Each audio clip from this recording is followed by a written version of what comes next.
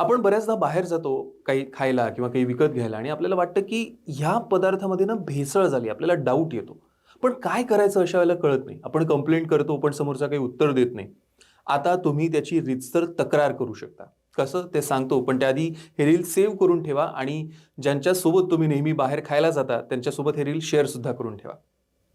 So आता जे कोणी असे लोक भेसळ करतात त्यांची तुम्हाला थेट तक्रार करता येणार आहे आणि तीही पुराव्यासकट. ती कशी करायची? तर एक सोपा मार्ग आहे.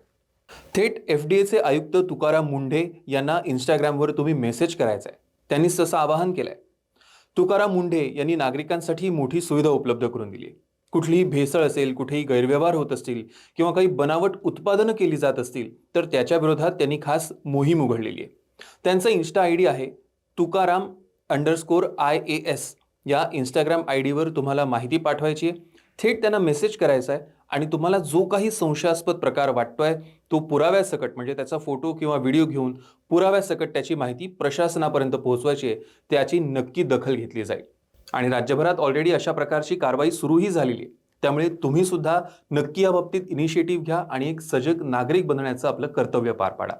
तुम्हाला ही माहिती कशी वाटली आम्हाला कमेंट करून नक्की कळवा आणि असेच नवनवीन व्हिडिओज तुम्हाला हवे असतील तर आमचे सगळे सोशल मीडिया हँडल्स फॉलो करा, लाईक करा, शेअर करा आणि NDTV मराठीचा चॅनल सबस्क्राईब करा.